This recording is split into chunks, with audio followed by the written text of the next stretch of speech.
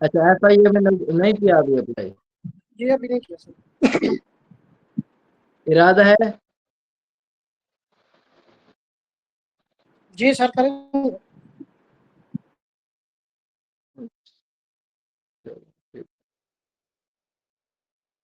बेटा अगर अप्लाई करना है ना तो थोड़ा पहले कर लें आप, क्योंकि इशू ये होता है, पिछली मरतबा भी इशू हुआ था, इनका वेबसाइट का जो है ना बहुत ज़्यादा मसला हो जाता है। अक्सर स्टूडेंट्स जो है ना वो आखिर में आकर अप्लाई करते हैं, तो वह फिर वेबसाइट जो होते हैं वो बहुत ज़्यादा हैंग हो जाती है, फिर अप्लाई नहीं होता स्टूडेंट्स का। वो वैसे डेट पोस्टपोन भी कर देते हैं, वो आगे बढ़ा भी देते हैं, लेकिन बेहतर ये है कि बंदा पहले अप्लाई करके ना जान छुड़ा ले। अप्लाई तो अप्लाई ही करना है ना, तो पहले अगर बंदा कर ले तो उसको फिर जहन में आ जाएगा कि मैंने अप्लाई। देखें, हमारा जो कंसर्न होता है ना, तो जब हम अप्लाई कर देते हैं उसके बाद ही हमें अंदाजा होता है, या उसके बाद ही हमें टेंशन होती है कि हमने अब तैयारी शुरू करनी है। जब तक अप्लाई नहीं करते ना तो हमारे जहन में ये भूत नहीं होता कि हमने तो अप्लाई नहीं किया अभी तक, मतलब इसकी तैयारी भी शुरू नहीं करना है अभी। ठीक है, तो ये चीज होती है। जी सर।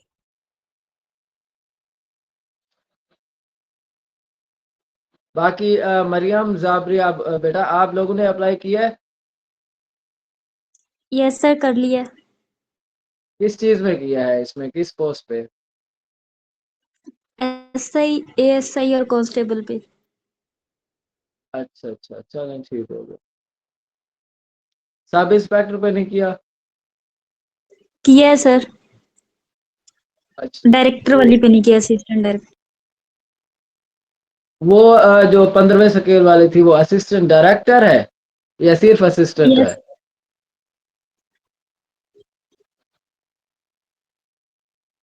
सर 15 वाली तो असिस्टेंट ही होगी। तो असिस्टेंट डायरेक्टर कौन सी वाली है? तो मैंने तो नहीं देखी इसमें कोई असिस्टेंट डायरेक्टर वाली।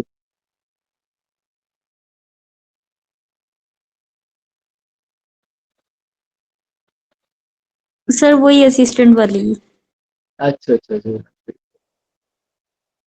मैंने भी सिर्फ उसी पे ही किया है, बाकी पे जो है ना मेरा वो हाइट का इशू हो रहा था। हाइट बिल्कुल जो है ना माइनर सी कम है, 5 फुट 6 इंच है। तो इसी वजह से मैंने कहा कि वो चीजें वैसे भी नहीं होंगी हमसे। तो इधर मेरे BMS के भी पेपर चल रहे थे, तो मैंने कहा कि फिर डबल डबल जो है ना चीजें याद नहीं होंगी मुझसे।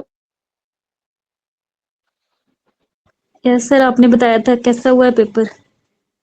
अल्हम्दुलिल्लाह बेटा, कंपलसरी तो अच्छे हो गए हैं, अब ऑप्शनल जो है ना वो देने हैं। उनकी तैयारी जो है ना देख रहे हैं, चले क्या होता है। ऑप्शनल कंपलसरी सारे ठीक हो गए थे, और खास तौर पर ऐसे बहुत अच्छा हुआ था। माशाल्लाह, ऐसे इंशाल्लाह सर कौन नेक्स्ट सा भी था? अच्छे होंगे। ऐसे मैंने फर्स्ट वाला अटेम्प्ट किया था, जो मैंने आपको पहले प्रेडिक्ट भी किया था कि शायद मुझे लगता है कि वो जी पाकिस्तान सर। और जो मेडिएशन है ना उसके ऊपर वो आ सकता है, तो आया भी वही था, वो पाकिस्तान एंड ग्लोबल पीस वाला था। सर आपने ऐसी की तैयारी कैसे की है? मैंने खुद से ही किया बेटा, कोई एकेडमी वगैरह ज्वाइन नहीं की। ऐसे के लिए जो है ना आपको किसी बुक्स वगैरह की जरूरत नहीं होती। तो इसमें बेसिक जो चीज मैटर करती है ऐसे में, वो आपका स्ट्रक्चर मैटर करता है। आपने उसके अंदर जो है ना किस वे में, किस ऑर्डर में जो है ना प्रेजेंटेशन करनी है, उसके अंदर आपका वे ऑफ जो टॉकिंग है या वे ऑफ प्रेजेंटिंग है ना, वो मैटर करता है कि आप इंट्रोडक्शन के अंदर कौन कौन सी मेन जो बातें हैं ना वो बताते हैं। बेसिकली उसमें सेक्शंस होते हैं इंट्रोडक्शन सर के कभी अंदर। इसमें भी लेक्चर दे देना कभी सर। हाँ चलें, कभी आप प्लान बनाए तो आप बताइएगा, मैं आपको ब्रीफली जो है ना समझा सर दूंगा कि क्योंकि कौन कौन तकरीबन सी। आप तमाम सीट्स में सर ऐसे आता है, तो सर ये जरूरी है। कंपल्सरी हो गया है बेटा। अब मैंने SDO पे किया था, SDO पे दिया था मैंने, तहसीलदार का दिया था मैंने। उसके अलावा मैंने इसका जो है ना वो असिस्टेंट डायरेक्टर था, इसके ऊपर तो याद नहीं आ रहा, पता नहीं कौन सी पोस्ट थी, तो उस पे भी ऐसे था। ऑलमोस्ट अब PPSC भी इस तरफ जो है ना वो चेंज हो रहा है, मतलब वो सब्जेक्टिव की तरफ ही आ रहा है। पहले वो ऑब्जेक्टिव था। लेकिन एक चीज मैंने जो नोट की है ना वो ये है कि जब बंदा सब्जेक्टिव के पेपर दे देता है ना, तो उसको ऑब्जेक्टिव वाली जो मतलब टेंशन होती है वो खत्म हो जाती है। आप स्टिल जो है ना, एक बंदा सिर्फ ऑब्जेक्टिव पे ही रह रहता है, वो उसके ऊपर ही सिर्फ पेपर देता है, तो वो डरता है इस बात से कि सब्जेक्टिव पता नहीं किस तरह का होगा। लेकिन आप यकीन माने बेटा, जिस तरह सब्जेक्टिव इजी होता है ना, उतनी ऑब्जेक्टिव इजी नहीं होता। ये चीज मैटर करती है। और इसमें सबसे इम्पोर्टेंट बात ये है, इसमें एक चीज जो मैंने नोट किया है ना मेरे हिसाब से, और एक्सपर्ट्स भी यही कहते हैं, इवन कि आपका मतलब चाहे सीएसएस हो गया या चाहे आपका पीएमएस हो गया, तो दोनों के अंदर ना आपका नॉलेज मैटर नहीं करता बेटा, कि आपके पास जो है ना हाई फाई नॉलेज हो, आप जो है ना फला अकेडमी पढ़े लिखे हो, आप ये वाली अकेडमी से पढ़ के हो, वो चीज नहीं मैटर करती। आपका जो मैटर करता है बेटा वो है वे ऑफ प्रेजेंटिंग, ठीक है। और उसमें आपके जो आर्गूमेंट्स है, मतलब वे ऑफ थिंकिंग, आप सिंपल लफ्जों में, आप मोटे लफ्जों में कहते हैं कि हाउ हाउ यू थिंक, आप सोचते किस तरह से हैं, आप एग्जामिनर को कन्विंस कैसे करते हैं, आप अपने आर्गूमेंट्स किस तरह से देते हैं। अब आपको सिंपल बताओ, मेरा उर्दू का जो अभी रिसेंटली हुआ है कंपल्सरी के अंदर, तो उसमें भी उसने ऐसे पूछे हुए थे, तो उसमें मैंने जो ऐसे आप्ट किया है बेटा, उसको उसने इसमें जो कशीदगी वाला जो टॉपिक है ना, ये खित्ते की कशीदगी है, उसके हवाले से उसने पूछा हुआ था। तो मैंने अपनी तरफ से जो आर्गूमेंट्स दिए हैं उसके अंदर मैंने ये वाला पॉइंट भी ऐड किया है कि ये जो अपनाए हॉर्मोन्स है, इसकी जो मतलब क्लोजिंग है ना, इसके बाद अगर ये वाला मसला कंटिन्यू रहा, तो हो सकता है फ्यूचर के अंदर कि जो दूसरी वाली जो मैंने आपको पढ़ाया था, जो रेड सी के साथ है दूसरी, जिसको बाबल मंदब कहा जाता है, तो वो भी क्लोज हो सकती है, क्योंकि उसके सामने जो है ना वो है यमन है, तो यमन जो है ना वो इसी का अलाय है, ईरान का। तो अगर ये वाला मसला इसी तरह से कंटिन्यू रहा, तो फिर बाबल मंदब जो है ना वो बंद होगी, तो फिर आप सोचे कि आगे क्या हो सकता है। तो मतलब आर्गूमेंट्स जितनी आपके पावरफुल होंगे ना, उतनी जो एग्जामिनर होगा उसको ये लगेगा कि कुछ ना कुछ बच्चे में दम है, कि मतलब ये अपनी आर्गुमेंट्स पावर जो है ना वो यूज करके मुझे कन्विंस कर सकता है। बाकी नॉलेज मैटर नहीं करता आपका, कि मतलब कितना नॉलेज है, ये जनरली चीजें आती हैं। इवन के इस्लामियात के अंदर भी हमने जो पेपर दिया ना बेटा, इस्लामियात में भी जो मोस्टली क्वेश्चन आए थे वो भी जर्नल टाइप की डिस्कशन के ही थे, आर्गुमेंट्स टाइप थे। मतलब आपने ना पेपर के अंदर इस तरह से प्रेजेंट करना है कि आप एक वो है, एनालिस्ट है आप, ठीक है। जिस तरह से वो एनालिस्ट बैठते हैं ना, तो जब हम छोटे होते थे तो मैं खास तौर पे चिढ़ता था इनकी बातों से, कि ये जो बैठते हैं ना इतनी बातें करते, थकते नहीं। तो आज फिर खुद को रियलाइज हो रहा है कि वो चीजें जो है ना, मतलब जिस बंदे के पास है तो उसके पास सब कुछ है। तो मतलब करंट नॉलेज या जो मसाइल है ना, उनकी जो एनालिसिस पावर है ना, वो आपके पास होनी चाहिए। आपको एक मतलब छोटी सी ब्रीफिंग दे दूं इसके हवाले से, कि अगर आप डॉन न्यूज़पेपर के किसी को मतलब शौक है, या कोई अगर इरादा रखता है आगे पढ़ने का कि डॉन को किस तरह से पढ़ा जाए, तो बेटा उसमें मेरी एक नसीहत आपने याद रख लेनी है। आपने कभी भी पूरे के पूरे डॉन जो एडिटोरियल्स है या जो ओपिनियंस है उसको डेली रटने की कभी भी आपने कोशिश नहीं करनी। आगे समझ? जी सर। हाँ, आपने सिर्फ और सिर्फ एक जो है ना editorial per day, only one editorial पर, अगर किसी को शौक हो कभी मतलब दिल करे, तो वन एडिटोरियल पर डे आपने जो है ना, कोई भी एडिटोरियल जो आपको अच्छा लगे या जो करंट इश्यूज पे ज्यादा आ रहा हो, तो उसको आपने रीड करना है। उसके जो मेन पॉइंट्स है वो आपने समझने हैं, और उसकी जो मतलब वो है टेक्निकल जो टर्म्स हैं या वोकैब है उसको आपने पढ़ना है। और उस एडिटोरियल की जो समरी है, बेसिक थीम है, जिस तरह से हम प्रेसी बनाते हैं, तो वो आपने अपने लफ्जों के अंदर बनानी है। और उसके बाद उसी मतलब एडिटोरियल के अंदर जो इश्यूज बताए गए हैं, उन इश्यूज के बेहतर तौर पर आपने अपने तरीके से जो मतलब कुछ वो है वे फॉरवर्ड है, वो आपने बताने हैं। इस इशू का जो मसला है ये मतलब किस तरह से रिजॉल्व हो सकता है। तो अगर आप ये एक दो हफ्ता कर लेते हैं ना, तो आप खुद को फिर चेंज महसूस करेंगे, आपके अंदर जो है ना थिंकिंग पावर बहुत ज्यादा स्ट्रांग हो जाएगी, सर आर्गुमेंटिंग ये जो पावर। सर ये जो हम लिखेंगे ये चेक कैसे करेंगे, ये करेंगे कि ठीक है या इसमें कोई गलती है, ये मिस्टेक्स है?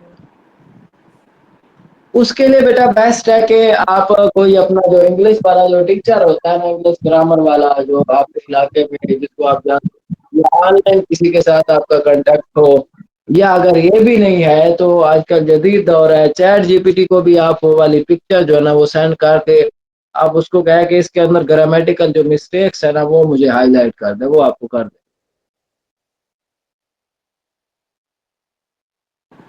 जी सर। ये सिंपल तरीका है।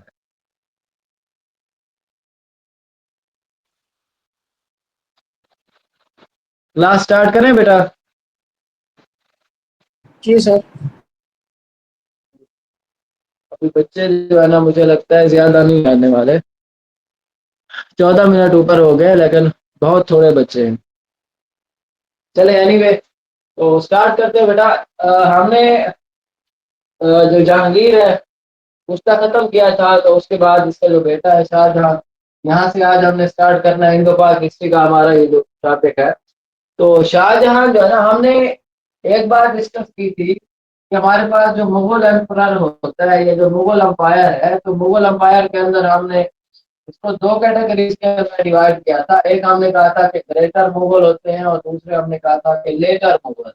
अब ग्रेटर के अंदर मैंने आपको कहा था कि ये वाला जो पीरियड होता है ये बाबर से चलता है और इसके बाद ये औरंगजेब पर आकर खत्म हो जाता है। ठीक है, मतलब ये जो है ना तकरीबन 1707 1707 तक ये आकर खत्म हो जाता है। 1526 से बाबर का जो हीरा है 1526 से शुरू हुआ, 1707 तक खत्म हो गया। उसके बाद जो लेटर मुगल है वो 1707 से लेकर फिर आगे 1857 जो जंग आजादी है वहां तक ये चलता है।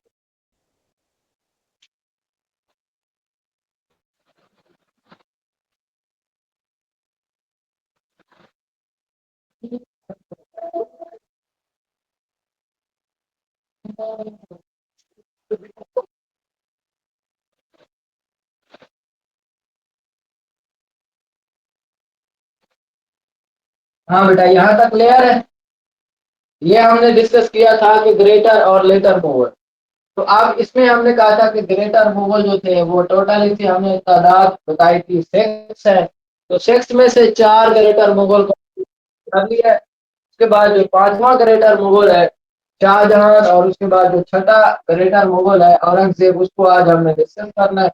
उनकी जो बेसिक लाइफ हिस्ट्रीज है, लाइफ इवेंट्स है, मेजर वार्स होगी, मेजर उनकी अचीवमेंट्स होगी, और उनके जो बेसिक स्ट्रेटजीज है उन सबको हमने यहाँ पे हाईलाइट करना है। तो शाहजहां के हवाले से सबसे पहले बात यहाँ पे ध्यान में रख ले, ही वाज द फिफ्थ, ठीक है, फिफ्थ ग्रेट मुगल रूलर या Mughal umpire, emperor, sorry, emperor, fifth number of greater ये या great, fifth great Mughal emperor है। एक ये क्वेश्चन बन जाएगा इसका, और ये इसके इरे वाला भी क्वेश्चन बन जाएगा कि इसका जो दौर है वो कब से कब तक चला था, 1628 से लेकर 1658 तक। ठीक है, तो ये इसका इरा चलता है। और इसका जो नेम है, ठीक है, रियल नेम इसका, तो रियल नेम इसका है खुरम, प्रिंस खुरम भी इसको कहते हैं, प्रिंस खुरम, शहजादा खुरम। लेकिन इसका फुल नेम अगर कहीं पे आ जाए तो इसका फुल नेम जो है ना बेटा, वो आपने वो वाली मूवी कभी देखी है जिसमें वो है, मेरे ख्याल में गोलमाल वाली है शायद, उसमें वो जो बड़ा सा नाम बताता है अपना, मुत्तुस्वामी वाला, पता है किसी को?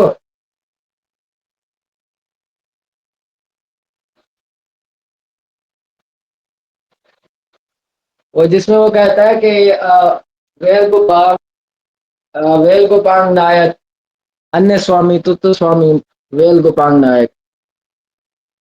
तो उसी तरह से ही इसका शाहजहां का जो फुल नेम है ना वो इसी तरीके से है। तो यहाँ से फुल नेम इसका ये है अला आजाद। ठीक है, अगर आप उसी जो है ना तर्ज से पढ़े जिस तरह से वो मूवी बताता है तो आपने उसी तरह से अगर इसको बार बार जो है ना याद किया तो आपको अच्छे तरीके से इसका पूरा नाम जो है ना याद हो जाएगा। तो अला आजाद अबुल मुजफ्फर। ठीक है, अला आजाद अबुल मुजफ्फर, अला आजाद अबुल मुजफ्फर शहाब। ठीक हो गया, अला आजाद अबुल मुजफ्फर शहाब। ठीक है, अब अला Azad Abul Muzaffar Shahabuddin, Ala Azad Abul Muzaffar Shahabuddin Mohammad Khurram. This is the complete name of Shahjahan. ये शाहजहां का मुकम्मल नाम। तो शाहजहां क्यों कहा गया इसको?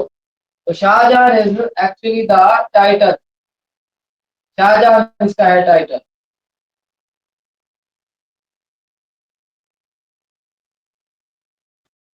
शाहजहां इसका टाइटल। ठीक है, अब इसकी अगर बात के बारे में देखा जाए कि इसकी बात कब होती है, बात का जो ईयर है वो कौन सा है, डेट क्या है इसकी, तो बात इसकी 5 जनवरी को है। 5 जनवरी 1592। 5 जनवरी 1592 को। और बर्थ प्लेस के हवाले से अगर देखा जाए तो he was born in the Lahore. Lahore में इसकी बात होती है।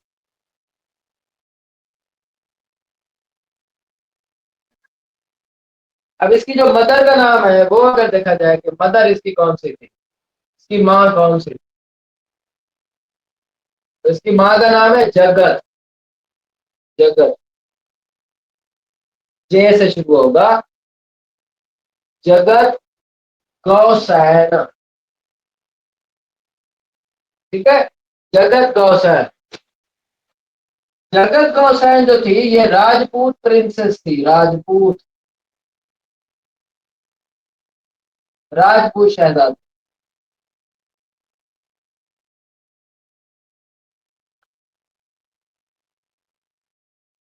अच्छा, इसकी हमने एक जो सौतेली माँ है उसके हवाले से डिस्कस किया था पिछले लेक्चर के अंदर।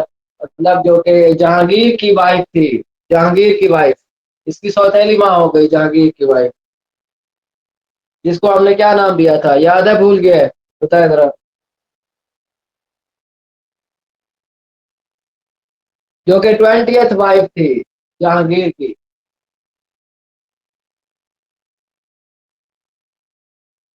कौन बताएगा?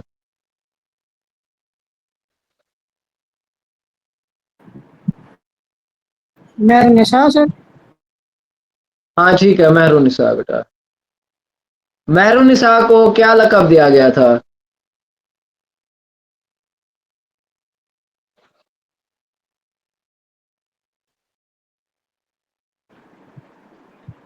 नूरजहां।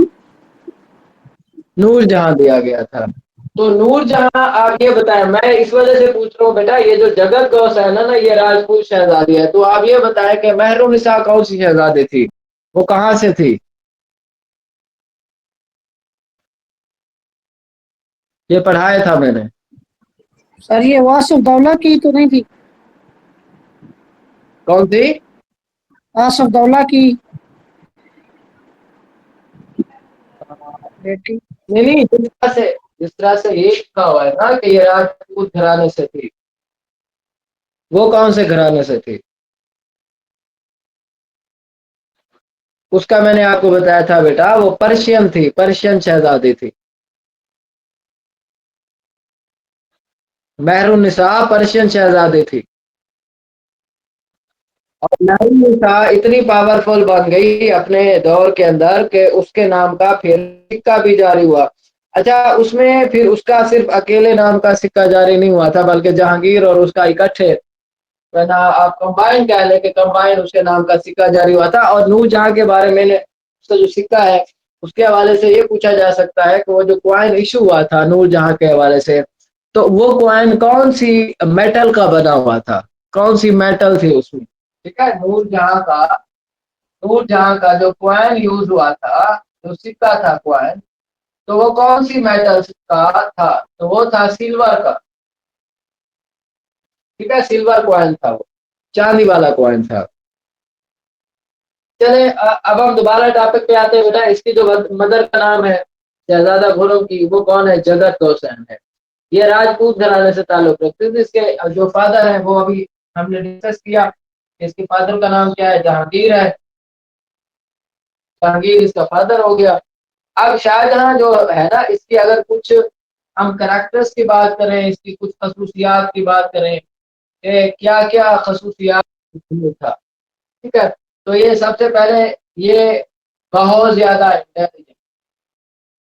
इंटेलिजेंट, ठीक है, बहुत जहीन था और ब्रेव आदमी था, बहुत ज्यादा ब्रेव था, बहादुर था। और उसके बाद ये डिसिप्लिन्ड पर्सन था। ठीक है, डिसिप्लिन्ड पर्सन था, बहुत ज्यादा डिसिप्लिन पर्सन था, नज्म नस्क का पाबंद था ये। और इसकी जो अपनी जो अर्लियर जो ट्रेनिंग थी ना, जो पहली पहली वाली जो इसकी जो लाइफ है, शुरू शुरू वाली इसकी, मतलब आप एजुकेशन कह लें या ट्रेनिंग कह लें, इसने एजुकेशन प्लस जो शाही ट्रेनिंग है, शाही ट्रेनिंग, तो वो इसने अपने जो शाही उस्ताद होते हैं ना, शाही ट्यूटर्स, उनसे हासिल की, शाही ट्यूटर्स से हासिल की। ये इसकी कुछ कैरेक्टर्स हो गए। उसके बाद इसने कुछ जबानों के अंदर भी तालीम हासिल की थी। उसके अंदर अबूर हासिल किया था। उस जबानों के अंदर अरबी और फारसी शामिल है। ठीक है, तो मतलब इसने क्या क्या सीखा था, Arabic plus Persian, Arabic plus Persian language जो है ना, इसके ऊपर इसको क्या था, कमांड हासिल। He has command on the Arabic plus Persian, ये दोनों जुबानों के ऊपर कमांड हासिल करता था। और उसके बाद इसकी इस क्वालिटीज की वजह से इसकी जो फादर की जो आर्मी थी ना, वो इसके सपोर्ट कर दी गई। तो इसी वजह से इसको है ना आर्मी कमांडर के तौर पर भी कंसिडर किया गया। आर्मी कमांडर, आप आप पहले मतलब इसकी जो आर्मी थी ना, उसके कमांडर के तौर पर भी इसने काम किया था।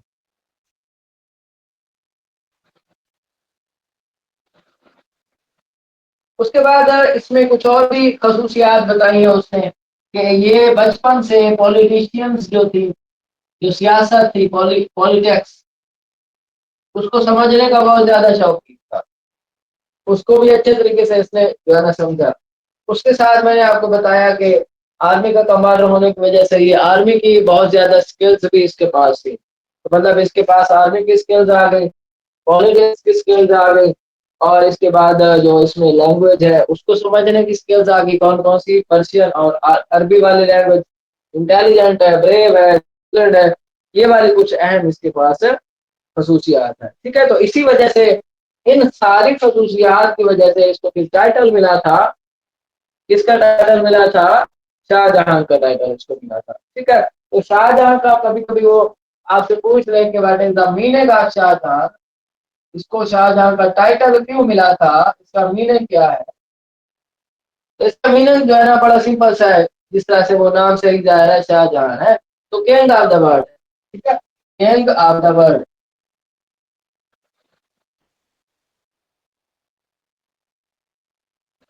ये सवाल भी आ सकता है कि शाहजहां मीनिंग है वो क्या है, और शाहजहां ये इसका टाइटल है, नाम है, क्या है, तो वो इसका टाइटल। ठीक है, और ये जो टाइटल है किंग ऑफ द वर्ल्ड, इसको किस चीज की वजह से मिला था, तो ये वाली जो सारी जो करेक्टर्स है, क्वालिटीज है, खसूसियात है, उसकी वजह से ये वाला इसको टाइटल मिला था। यहाँ तक सारा क्लियर है बेटा, आगे चलें।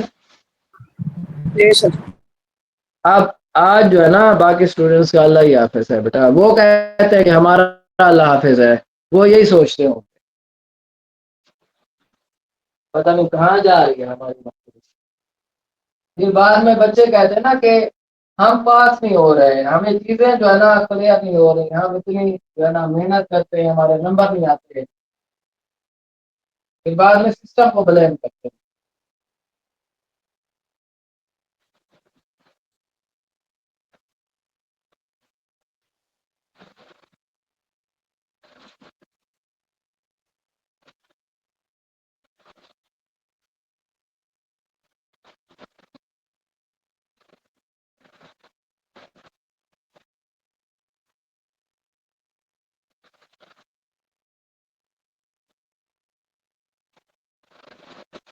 आप लोगों में से किसी को कामयाबी की तारीफ आती है बेटा?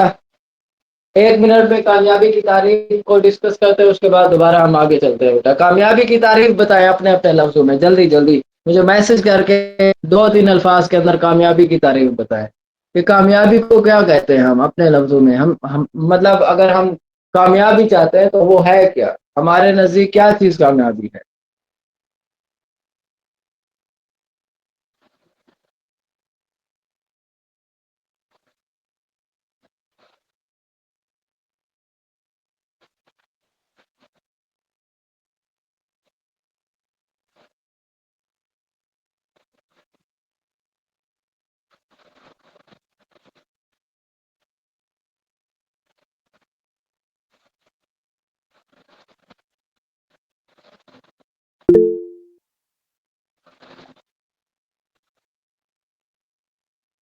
अटेन हिज गोल, मतलब जब हम अपना गोल हासिल कर लेते हैं वो कामयाबी है। चलें, और बच्चे बताओ बेटा, आप लोग के नजदीक क्या है कामयाबी?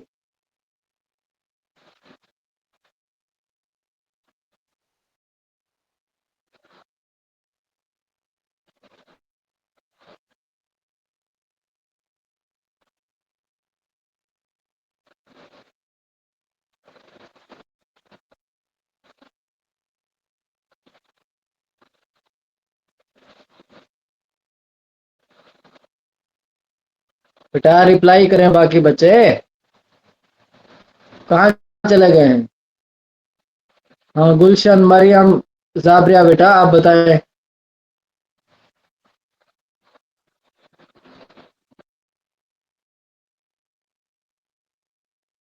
अकम्प्लिशमेंट ऑफ डिजायर गोल्स, एक ही बात है, attain is goal, accomplishment of desire गोल,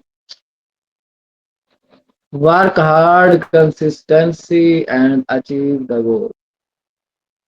चले, एक और भी बंदा रहता है आपकी क्लास में,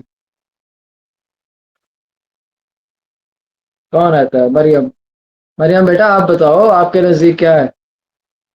मरियम ने, चले मरियम ने बता दिया। गुलशन है, और कौन है? जाबरिया, जाबरिया होगी। बेटा आप बताओ क्या मसला है, जल्दी जल्दी बताओ, टाइम ज्यादा हो रहा है, मैंने 1 मिनट का कहा था। अब देख ले आपकी थिंकिंग पावर कितनी जो है ना जल्दी जल्दी आप सोचते हैं।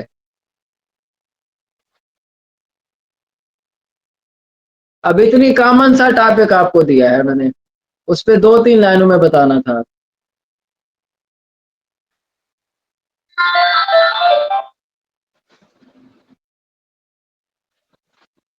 Work hard and smart work is the key of success.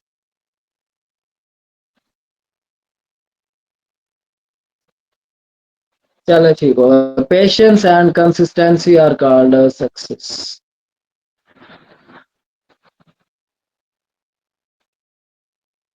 ठीक हो गया बेटा। मुझे जो आप लोगों में से जिसका आंसर सबसे ज्यादा जो है ना अच्छा लगा है, वो अलीजा का लगा है। अलीजा ने ठीक बताया बेटा, पेशेंस एंड कंसिस्टेंसी। देखें, आप अपना गोल जब अचीव कर लेते हैं इसका मतलब कामयाबी नहीं है, हरगिज नहीं है कि आप कामयाब हो गए, कि आपको अपना गोल मिल गया, आप कामयाब।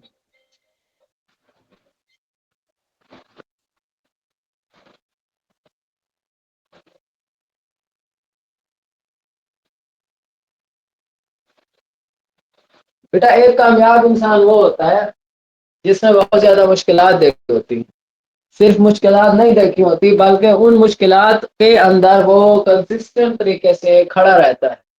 देखिए, मुश्किलात का आना कोई बहादुरी नहीं है, मुश्किलात का आना कोई कामयाबी नहीं है। कामयाबी वो चीज़ है कि जब आप मुश्किलात के बावजूद हिम्मत नहीं हारते और अपना जो टारगेट है या जो अपना गोल है, उसको अचीव करने में हर मुमकिन हद तक आप कोशिश करते रहते हो, कंटिन्यूअस कोशिश करते हो, ठीक है? ग्रेजुअल कोशिश करते हो आप, ठीक है? आप शॉर्ट लफ्ज़ों में, मोटे लफ्ज़ों में आप कह सकते हो कि आप कछुए की चाल चलेंगे।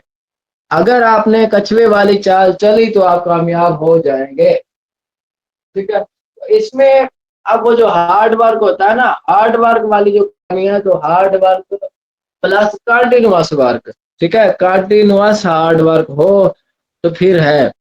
आप जो है ना, अगर खरगोश वाली चाल चलेंगे कि इम्तिहान वाला आखिरी महीना आएगा, इम्तिहान वाला आखिरी हफ्ता आएगा तो फिर जल्दी-जल्दी पढ़ लूँगा, जिस तरह से रिवायात है हमारे अंदर, रिवाज है, जैसे हम मैट्रिक में या किसी के अंदर बीएस वगैरह में करते हैं, एमएससी के में एमफिल वगैरह में करते हैं। तो हम क्या करते हैं, हम अपने जो भी गोल होता है उसके लिए आखिरी रात में, आखिरी महीने में पढ़ते हैं। तो फिर बाद में रोते भी हैं कि पता नहीं अब क्या हो गया है कि हम कामयाब नहीं हुए। कामयाबी वो है कि आप फ़र्ज़ करें आप जो है ना, अल्लाह ना करे किसी भी पेपर के अंदर, किसी जॉब के पेपर में या किसी भी चीज़ में आपको कामयाबी नहीं मिली। आप जो ही आपको कामयाबी नहीं, तभी से आप उसी चीज़ को बेस बनाकर ना फिर आगे स्ट्रगल को जारी रखें। अपनी कामयाबी जो है ना, इसमें ये नहीं है कि आप फिर ये सोचे कि अब मैं फेल हो गया, ये एक चीज़ मिल गई। आपको एक सिंपल वाक़या बताऊँ बेटा, जैसे वो आपने अर्तगल वाला ड्रामा देखा होगा या उस्मान वाला देखा होगा, उसमें वो एक किला फ़तह करता है, उसके वो जो बाकी हामी होते हैं वो खुश हो जाते हैं कि अब हमारी ज़िंदगी ना सुकून से गुज़रेगी। लेकिन वो क्या कर रहा होता है, वो अगले किले की फ़तह के लिए प्लानिंग भी करके उसको वो बता भी देता है कि अगले दिन ना हमने इस वाले किले को फ़तह करना है। मतलब वो रुकता नहीं है। तो कामयाबी इज़ नॉट क्या कहेंगे हम, कामयाबी रुकने का नाम नहीं है। ठीक हो गया? तो फिफ्थ ग्रेट मुगल एम्परर को हम डिस्कस कर रहे थे बेटा।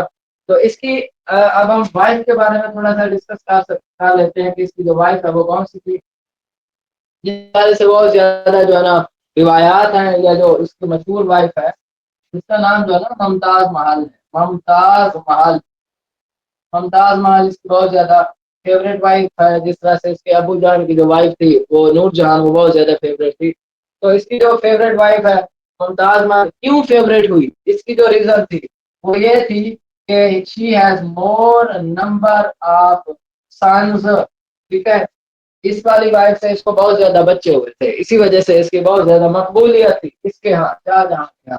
तो total number of the childrens given birth by the Mumtaz Mahal पर 14। ताजमहल ने 14 जो बच्चे दिए थे ना, वो जो मतलब टोटल इसके बच्चे हुए थे वो 14 थे। इसके बाद फिर मुमताज महल हो गई, दोबारा प्रेग्नेंट हो गई।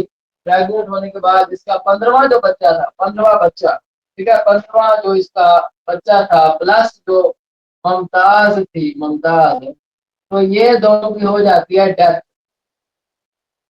ये दोनों की क्या हो जाती है? डेथ हो जाती है। और वो डिलीवरी के दौरान इनकी डेथ हो जाती है, तो जिसकी वजह से अब इसकी जो वो है ना, डेथ का टाइम लिखा है तो यहाँ पे, चलो ये आप इसको देख लेना, ये मैंने नोट्स के अंदर मेंशन किया हुआ है कि इसकी डेथ कब होती है। तो बहरहाल इसका जो मेन काज है डेथ का वो यही था कि इसकी जो वो थी डिलीवरी थी, डिलीवरी केस था। डिलीवरी केस के दौरान उसकी क्या हो जाती है? डेथ होती है डिलीवरी केस में। उसकी वजह से ये जो शाहजहां था ये बहुत ज्यादा गमगीन हो जाता है। गमगीन होने की वजह से ये क्या करता था, ये मतलब इसकी जो वाइफ थी ना, उसकी जो वो थी कबर थी, उसके सामने ये हर वक्त बैठा रहता था, आंसू बहाता रहता था। फिर उसकी याद में इसने फिर एक मजार या महल का तामीर कराया, जिसको उसने क्या नाम दिया? ताजमहल। ताजमहल की लोकेशन आप सबको पता होगी, बड़ा मशहूर है, जिसको कहते हैं कि it is present in the Agra. अब ताजमहल को किस चीज की अलामत समझा जाता है, ये भी सबको पता है, ठीक है? लव की, और मेरे ख्याल में सिर्फ यही कहा जाता है कि प्यार की जो है ना अलामत इसको समझा जाता है, एक बहुत बड़ी जो है ना निशानी है। अच्छा, उसके बाद इसका जो शाहजहां का खुद का जो वो है ना मज़ार है वो भी ताजमहल के अंदर ही है। इसको भी वाइफ के साथ ही दफनाया गया था जब इसकी डेथ होती है। तो वाइफ के आप कहें कि इसमें फिराक के अंदर भी वो बहुत ज्यादा गमगीन रहता था। फिर बाद में बीमार हो गया काफी अर्सा। तो लेकिन ये सिर्फ उसके गम की वजह से नहीं मरा था, इसको फिर इसके बेटे का भी गम हो गया था। इसके बेटे का गम ये था बेटा कि इसका जो बेटा था औरंगजेब आलमगीर, उसने अपने बाप को फिर अपने ही घर में कैद कर दिया था। इसका जो घर था, मतलब इसने किला फतह किया था आगरा में, उस किला के अंदर इसने उसको नजरबंद कर दिया था। ठीक है। शाहजहां के बारे में एक और क्वेश्चन बड़ा मशहूर आता है कि शाहजहां को जो है ना क्या कहा जाता है, बिल्डर एम्परर कहा जाता है, बिल्डर एम्परर। ठीक है। Shahjahan Shahjahan is known as, इसको जो है ना फेमसली तौर पर क्या कहा जाता है, बिल्डर एम्परर।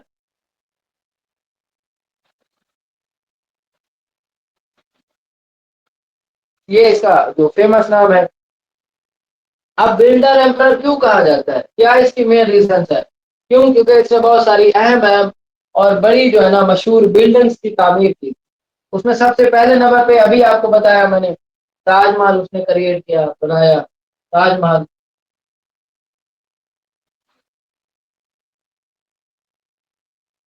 ताजमहल की जो क्रिएशन है बेटा वो 1632 से स्टार्ट होती है और 1653 के अंदर जाकर ये कंप्लीट होता है। 1632 से लेकर 1653 के अंदर, 1632 में। तो इसकी जो वाइफ की डेथ है ये तकरीबन 1631 है। इसकी जो डेथ है ना 1631, 1632 में फिर वो उसका मजार बनाता है। World famous symbol of the love, इसको ताजमहल को एक लाइन में, मतलब इसका जो वो है रोल है या इसका किरदार क्या है, world famous symbol of love, symbol of love ये कहा जाता है इसको। दूसरे नंबर पे जो बड़ी मशहूर बिल्डिंग इसने बनाई थी वो थी red fort, Lal Qila, red fort. Taj Mahal का हमने देखा ये कहाँ पर मौजूद है, आगरा में मौजूद है। लाल किले को इसने 1638 के अंदर बनाया था। रेड फोर्ट कब बनाया था, 1638 में। अब रेड फोर्ट की जो लोकेशन है लाल किले की वो है शाहजहानाबाद, शाहजहानाबाद। अब ये जो शाहजहानाबाद है इसका भी वो ट्विस्ट कर सकता है आपसे, शाहजहानाबाद भी ये क्या है, इसका पुराना नाम वो पूछ सकता है आपसे। या वो कहता है कि it is the old Delhi, Delhi का पुराना नाम Shahjahanabad is the old Delhi. उसके बाद इस रेड फोर्ट को शाहजहां ने कैपिटल के तौर पर अपना यूज किया था, इसी के अंदर ही वो फिर रहता था आखिरी टाइम तक, वो इसी के अंदर रह गया था। मतलब it was the capital of Shahjahan. Shahjahan की जो मतलब एम्पायर थी, हुकूमत थी, उसका जो कैपिटल था वो क्या था, वो शाहजहानाबाद के अंदर रेड फोर्ट था। ठीक है। शाहजहानाबाद के अंदर रेड फोर्ट इसका क्या था, कैपिटल था। उसके बाद इसका जो तीसरा वो जो है बिल्डिंग है, तीसरी बिल्डिंग वो है जामिया मस्जिद, जामिया मस्जिद। अब जामिया मस्जिद शाहजहां के नाम से भी इसको कहा जाता है, जामिया मस्जिद शाह। अब ये जो मस्जिद है ना जामिया मस्जिद शाहजहां, ये मौजूद है इसमें दिल्ली में, इसकी लोकेशन दिल्ली में।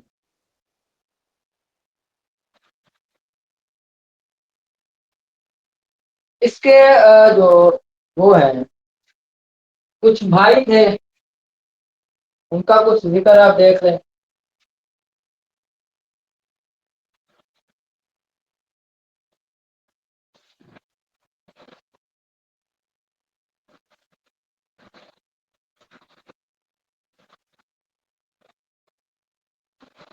इसको कहा जाता है बेटा वार ऑफ सक्सेशन। सक्सेशन का मतलब विरासत होता है। विरासत की जो जंग है वो कब शुरू हुई थी औरंगजेब और उसके भाइयों के दरमियान? वो शुरू हुई थी बेटा 1758 के अंदर शुरू हुई थी। 1600 है, 1600। 1600 है। 1658 में शुरू होती है वार ऑफ सक्सेशन। अब उसका जो मुहर्रिक है, उसकी जो मेन काज है वो क्या होती है? एक साल पहले 1657 के अंदर इसका जो वो है ना, ये जो शाहजहां है, तो क्या होता है, ये बीमार हो जाता है। अब ये बीमार जब होता है शाहजहां,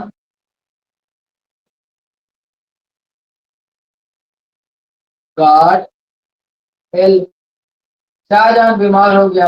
अब जब ये बीमार हो गया तो इसके जो सन्स थे, जो इसके बेटे थे, अब इसके बेटों के नाम जरा देख ले यहाँ पे। तो एक इसका जो बेटा था वो था दारा शेखू। दारा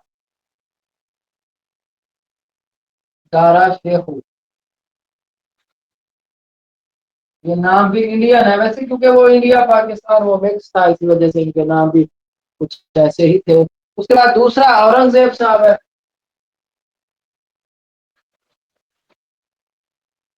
वैसे औरंगजेब का जो नाम वो है ना, नंबर है, वो तीसरा नंबर है यहाँ पे। चलो मैं तीसरे नंबर पे लिखता हूँ। इसका भी वो क्वेश्चन पूछता है कि औरंगजेब जो है ना वो कौन सा बेटा था, इसका थर्ड बेटा था। औरंगजेब थर्ड बेटा था, इसका तीसरा बेटा था। और इसका बेटा है शुजा। शुजा है सारा, शुजा, औरंगजेब, उसके बाद है मुराद। मुराद सर ये दारा शेखू है या दार शिकवा है? बेटा दारा शेखू है, दारा शेख, शेखरा नहीं है, दारा शेखू। ठीक है, तो ये चार बेटे हैं। इन चार बेटों के दरमियान फिर वार ऑफ सक्सेशन जब होती है, तो इस वार ऑफ सक्सेशन में जो बंदा जीत जाता है, जाहिर सी बात है उसके लिए एम्परर बनना है, तो वो तीसरा बेटा जीतता है औरंगजेब। औरंगजेब साहब फाते होते हैं। अब वो फाते कैसे होते हैं? ये औरंगजेब साहब ये बाकी जो इसके भाई होते हैं ना उसको एग्जीक्यूट कर देते हैं। एग्जीक्यूट का क्या मतलब होता है? मारे जाते हैं सर। हाँ, तो ये बाकी सारे भाई इसके खत्म हो जाते हैं, फेल्ड हो जाते हैं। तो जो सरवाइव करता है वही फिर फिट रहता है और वही तख्त संभालता है। तो ये फिर 1658 के अंदर ये वार ऑफ सक्सेशन होती है। तो 1658 में इसके बाकी जो भाई होते हैं वो एग्जीक्यूट हो जाते हैं और यही औरंगजेब जो है ना ये तख्त आकर संभाल लेता है। तो इसकी जो आगे मतलब जो चलेगी ना हुकूमत, वो इसी से ही चलेगी, 1658 से ही, 1658 से चलेगी। लेकिन अभी इसकी शाहजहां की लाइफ का जो एंड पॉइंट है ना वो अभी बाकी है, वो खत्म नहीं हुई इसकी लाइफ अभी, क्योंकि अभी वो इसमें है, वो बीमार है। तो अब औरंगजेब जब इनको एग्जीक्यूट कर देता है, तो एग्जीक्यूट करने के बाद औरंगजेब फिर आ जाता है अपने वालिद साहब के पास के, लाई अब तेरा काम जाना हमने करना है, भाइयों का काम मैंने कर दिए, अब तेरी बारी है। तो फिर वो क्या करता है, वालिद साहब को रेड फोर्ट के अंदर ही उसको इम्प्रिजन कर देता है, वहीं पे उसको कैद कर देता है। ये 1658 से लेकर औरंगजेब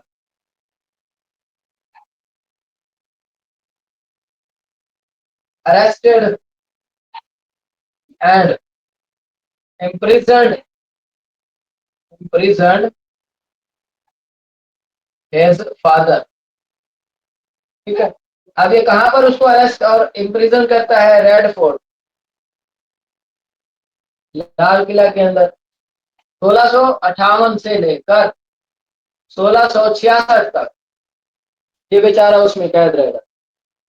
फिर 1600, अच्छा 1666 में कहता है कि ये कैद रह जाता है। फिर ये कहता है, शाहजहां कहता है कि मुझे जो है ना थोड़ा सा बाहर लेकर चलो, आखिरी दिनों में मैं अपनी जो वाइफ है ना उसकी कब्र को देखना चाहता हूँ। तो फिर इसको लास्ट दिनों के अंदर वाइफ की कब्र की तरफ लेकर जाया जाता है,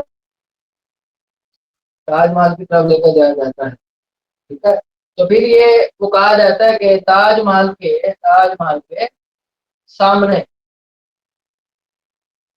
बैठ कर इसने क्या किया, अपनी जो लास्ट ब्रीथ है, लास्ट ब्रीथ वो इसने 1666 के अंदर ताजमहल के सामने उसने बना लास्ट ब्रीथ थी। तो 8 साल तक आगरा जो हमारा मतलब रेड फोर्ट है इसके अंदर वो फिर कैद रहा था।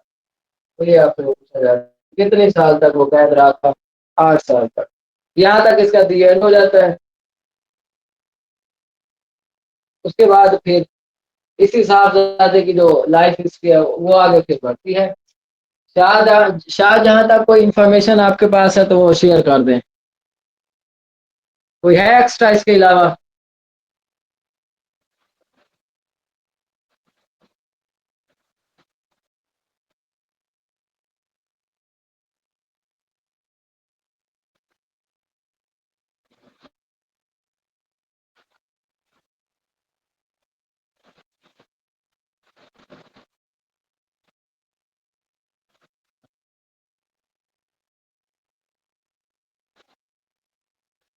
खलील आप ये बताओ बेटा, सिर्फ मेरी क्लास में ही इतनी कम बच्चे होते हैं या बाकी क्लासेस में भी इसी यही वाला इशू चल रहा है? नहीं सर, ऐसे ही होता रहता है, ऐसे तो नहीं होता। कभी कभी ज्यादा भी होते हैं सर, कभी कम हो जाते हैं। अच्छा, मतलब इतनी ही बच्चे रहते हैं? नहीं सर, कम ज्यादा होते रहते हैं। अब यहाँ पे तो आप गिने गिनाए बच्चे ही हैं, 3 से 4 बच्चे हैं। अलीसा बेटा आपको ज्यादा पता होगा, आप बताएं।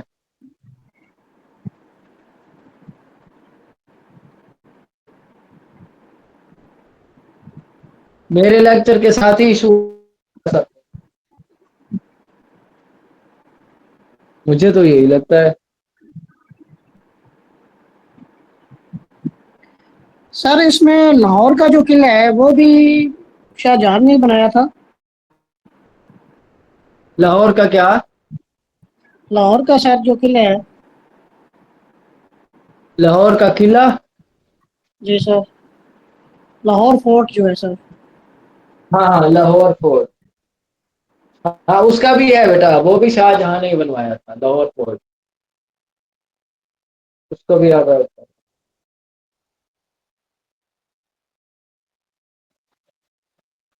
औरंगजेब, औरंगजेब को फिर आलमगीर साहब के नाम से भी, या जो लकब है उससे भी जाना जाता है, आलमगीर। आलमगीर मतलब वर्ल्ड के ऊपर, वर्ल्ड लेवल पे या ग्लोबल लेवल पे जो बहुत ज्यादा फेमस हो गया। तो 1658 से अभी हमने कहा कि इसकी कहानी शुरू हुई, 1658 से इसकी कहानी शुरू हुई। अब क्योंकि ये ग्रेटर मुगल रूलर के अंदर आखिरी है, तो हमने कहा था कि 1707 तक कंटिन्यू हो रहा है, तो 1707 तक इनकी कहानी चलती है, 1658 से लेकर 1707 तक। जब इसकी कहानी का दी एंड होता है औरंगजेब की कहानी का, तो इसकी सिर्फ कहानी का दी एंड नहीं होता, बल्कि जो मुगल एम्परर्स होते हैं ना उनकी कहानी जो है ना वो फिर डिक्लाइनिंग की तरफ चली जाती है। ठीक है, आफ्टर या during the ending of the Aurangzeb period, जो मुगल एम्परर है उनकी जो ग्रेटनेस का जो पीरियड होता है वो भी एंड हो जाता है, ग्रेटनेस इनकी एंड हो जाती है। तो इसकी बात देख ले, 3 नवंबर 1618 है बात, 3 नवंबर 1618 ये इसकी बात है। और इसकी जो बर्थ प्लेस है वो है दाऊद। अब ये मुझे नहीं पता कि कहाँ पर बात, दाऊद। फादर इसका अभी हमने देख लिया, शाहजहां। और इसकी मदर के बारे में भी हमने अभी देख लिया। कौन सी मदर थी इसकी? मुमताज। मुमताज महल, ये इसकी मदर है। इसका जो रियल नेम है बेटा वो है मुहियुद्दीन मोहम्मद। आप वो जो खोसा साहब है ना उनका नाम याद करके आप इसका नाम याद कर सकते हैं, जुल्फकार खान खोसा के जो होते हैं। ठीक हो गया। तो इसका रियल नेम क्या है? मुहियुद्दीन, मुहियुद्दीन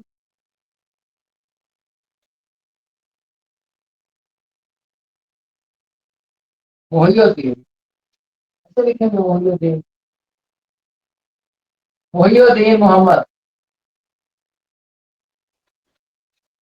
ये इसका नाम है, अपना नाम है इसका। ठीक है, उधार नहीं लिया था इससे। अब ये भी अपने बाप की तरह बहुत ज्यादा डिसिप्लिन्ड पर्सन था। इसके भी अगर कैरेक्टर्स हम देख रहे हैं, ये भी बड़ा मतलब नेक पाक बंदा था। कोई मतलब ये आप देख लें, मैंने आपको एक इनका दादा था तकरीबन, दादे के हवाले से बताया था जिसका नाम क्या था, जहांगीर था।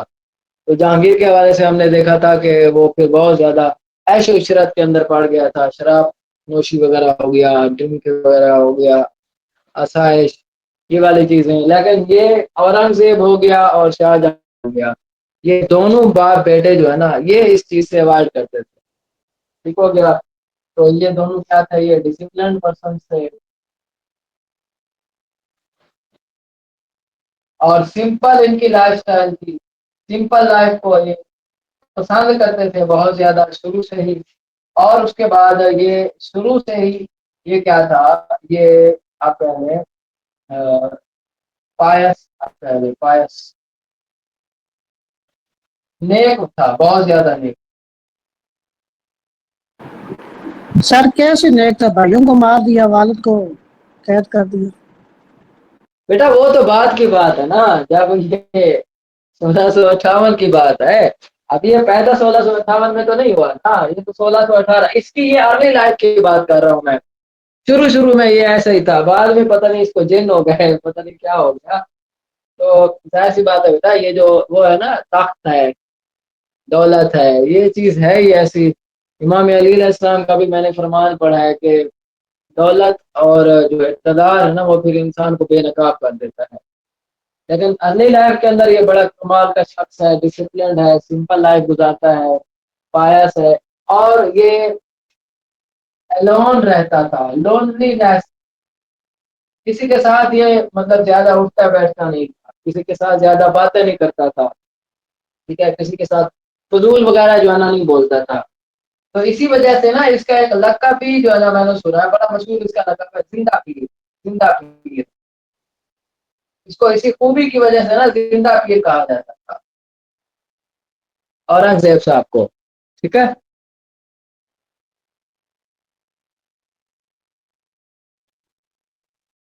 अब इसकी ये जो खूबियां थी ना, इसी खूबियों की वजह से अब जब इसने अर्लियर एजुकेशन हासिल की थी, अर्लियर, तो उसने इसको बहुत ज्यादा फायदा दिया था अर्लियर एजुकेशन। मतलब सबसे ज्यादा इसकी जो डिसिप्लिन लाइफ थी ना, उसने इसको बहुत ज्यादा बेनिफिट दिया था अर्लियर एजुकेशन को हासिल करने में। तो इसने इसमें कुरान पाक का इल्म हासिल किया, अर्लियर एजुकेशन में कुरान पाक। इसके साथ इसने इस्लामी कानून को पढ़ा, उसके ऊपर अबूल हासिल किया। इसके अलावा इसने अरबी और फारसी की तालीम भी हासिल की, लाइक हिज फादर, अरबी एंड फारसी, इसके ऊपर भी इसने अबूल हासिल किया। और साथ में इसने मिलिट्री ट्रेनिंग भी की, मिलिट्री ट्रेनिंग।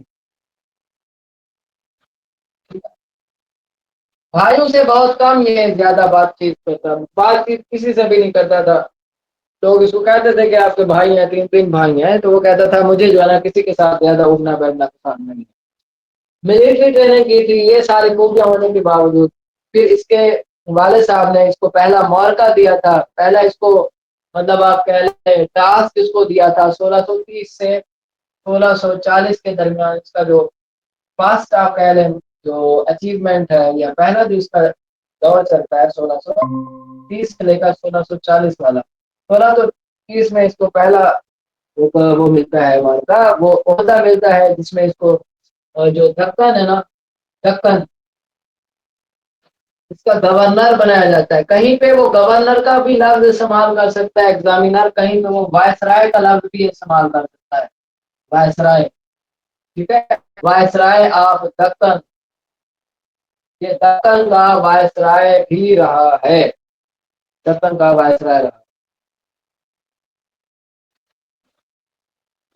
इसी तरह से गुजरात का भी गवर्नर रहा है, ये मुल्तान और सिंध का भी गवर्नर है। ठीक है, सिर्फ दक्कन का नहीं रहा, गुजरात,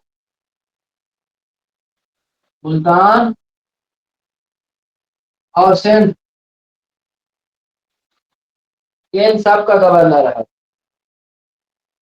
फिर इन्हीं मतलब गवर्नरी की जो प्रैक्टिस है ना, इसकी वजह से इसका जो एडमिनिस्ट्रेटिव जो लेवल था वो बहुत ज्यादा इंक्रीज हो गया था। इस तरह से कहें, इसका जो एडमिनिस्ट्रेटिव एक्सपीरियंस था वो इंक्रीज हो गया था, एडमिनिस्ट्रेटिव पावर इसके पास ज्यादा आ गई थी, इसको समझ बूझ ज्यादा फिर आ गई थी। इसके बाद वार ऑफ सक्सेशन होगी हमारी, वो हमने पीछे पढ़ लिया, वो दोबारा से यहाँ पे आ गया। तो एक और टॉपिक है यहाँ पे इसका, coronation and title. Coronation and title के अंदर हम यहाँ पे देखते हैं इसका जो ऑफिशियल टाइटल है, official title, what was the official title of Aurangzeb. तो इसका ऑफिशियल टाइटल है आलमगीर, ये है ऑफिशियल टाइटल। अब इस आलमगीर का मीनिंग भी वो पूछ सकता है कि इसका मीनिंग क्या है, तो मीनिंग इसका है वर्ल्ड सीजर, दुनिया को सीज करने वाला, world seizer. Official title Alamgir और मीनिंग ऑफ द आलमगीर है द वर्ल्ड सीजर।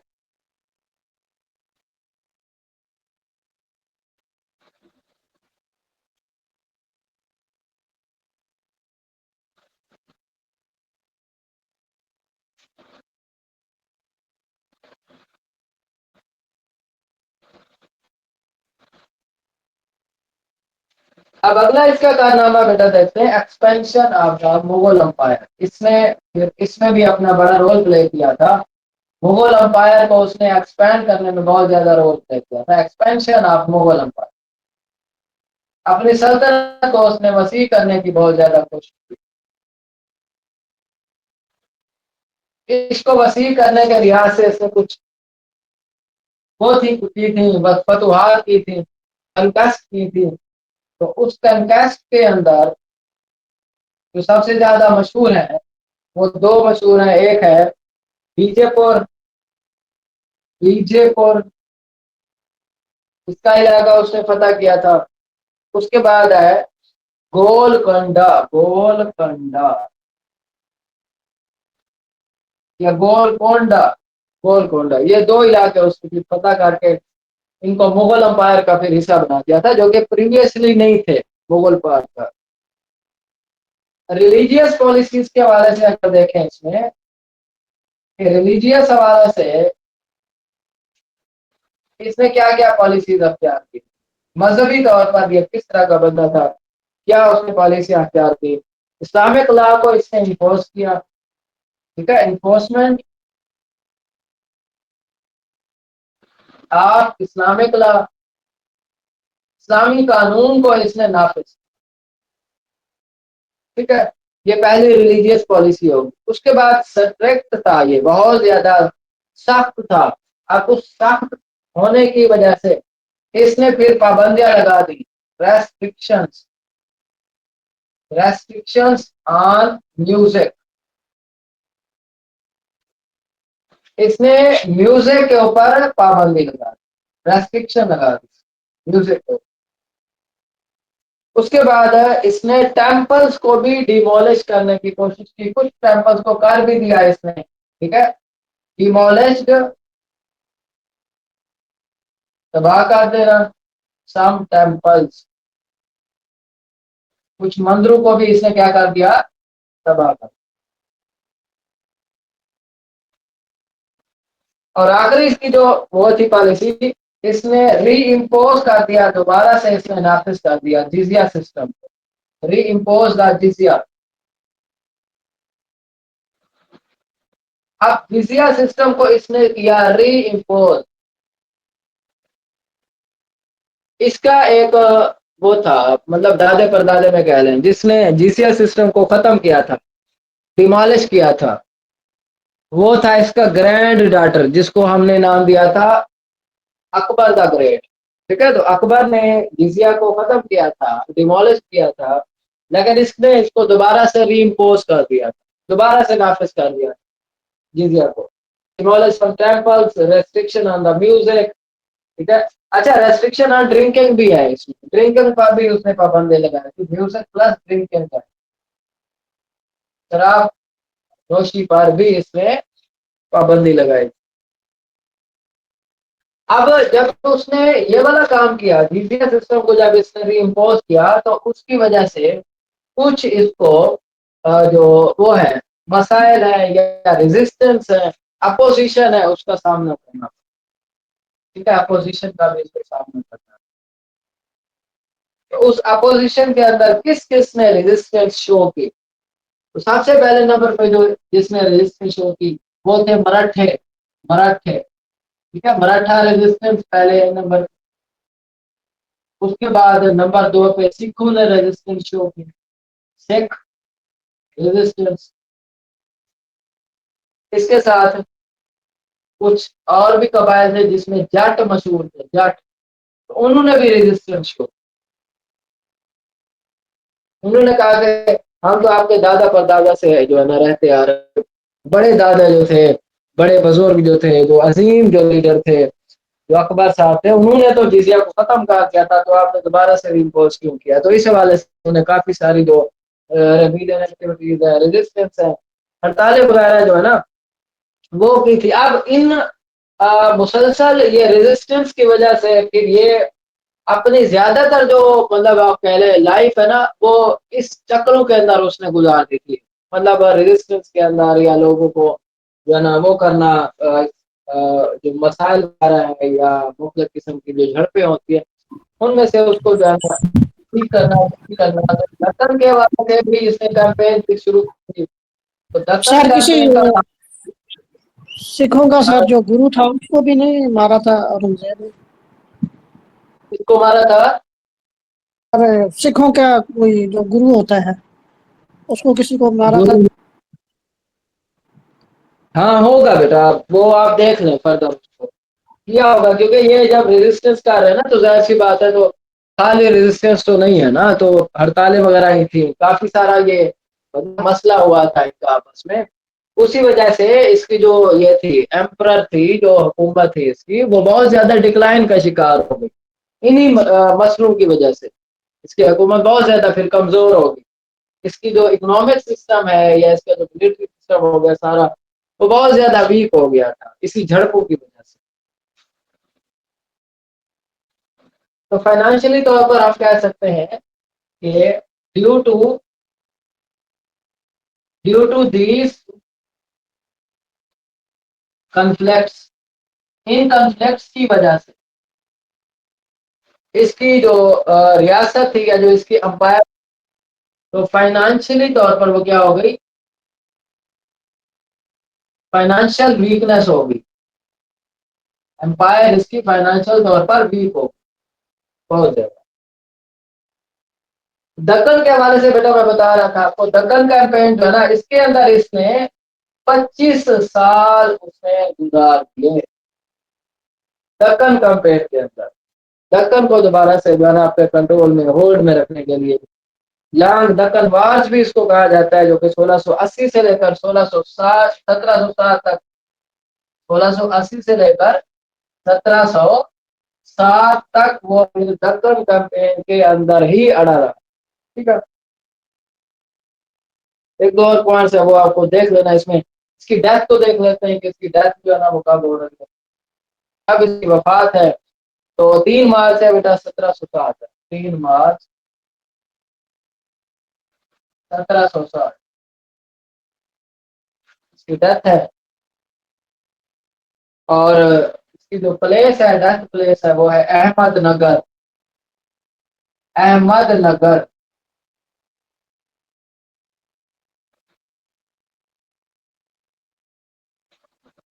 इसमें एक और पॉइंट मैंने ऐड किया है नोट्स के अंदर, वो आप देख लेना बेटा कि इसकी जो लाइफ है ना, उसकी लाइफ को दो बड़े पार्ट के अंदर डिवाइड किया जाता है। पहला पार्ट इसकी जो लाइफ का है, पार्ट वन, इसकी मतलब आप लाइफ अगर देख लें तो टू पार्ट में डिवाइड है।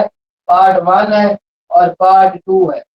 पार्ट वन इसका जो है वो 1658 से स्टार्ट होता है 1680 तक, और पार्ट टू 1680 से स्टार्ट होता है 1760 तक। इसके अंदर क्या था और इसके अंदर क्या था, ये फिर मैंने जो पॉइंट्स इसमें ऐड किए हैं वो आप देख लेना। तकरीबन 1681 के अंदर, 81 और 81 के अंदर इसने फिर ये जो बादशाही मास्क है, बादशाही मास्क, उसको भी इसने बनाया। ये भी आप देखना। लाहौर वाली सर? लाहौर वाली। और ये वाला जो इसका पार्ट वन है, इसके अंदर इसने कुछ बार्स, कुछ जंगे वगैरह वो लड़ी हैं। कुछ इसमें तुर्क्स हैं, तुर्क्स के खिलाफ उसने लड़ी थी। कुछ पर्शियन से, उसके खिलाफ इसने लड़ी थी। कैंपेन वगैरह इसने की थी ज्यादा। और एक बड़ी कैंपेन अभी मैंने आपको बताई 1680 से लेकर 1760 तक, तो वो दूसरे पार्ट के अंदर उसने दक्कन कैंपेन, जिसको अभी हमने नाम दिया दक्कन कैंपेन। तो ये इसके मेजर। सर वो नामा गुरु था जिसे मारा था, ताज बहादुर, नामक। तेज, नामा गुरु तेज बहादुर, ऐसा सर को नाम। हाँ, तेज बहादुर, ठीक है बेटा, ये आपने याद दिला दिया मुझे, तेज बहादुर, ठीक है।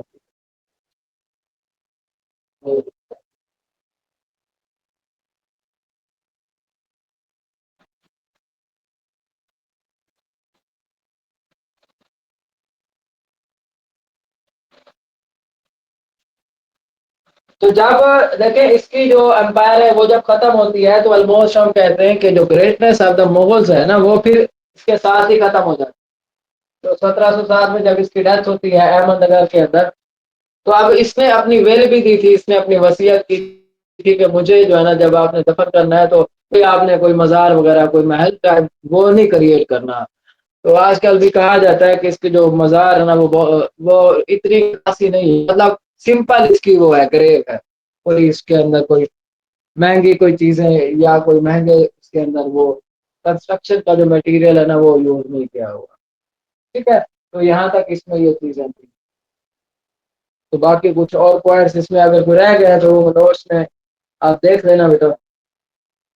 इंशाल्लाह कोशिश की है मैंने इसके सारे पॉइंट्स जो भी है ना वो कवर हो सके। आज के लिए काफी है बेटा इतनी। नेक्स्ट इंशाल्लाह ज्योग्राफी की क्लास ना देखते हैं वो फिर कब हो। कल है आपकी क्लास कोई और?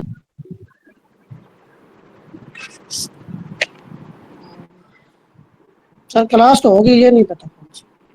कल का आपको पता है कल किसकी क्लास है? नहीं सर, अभी नहीं पता। अच्छा अच्छा, ठीक है, वो फिर देख। चलिए ठीक हो गया। ठीक है बेटा, best of luck. Thank you so much बेटा।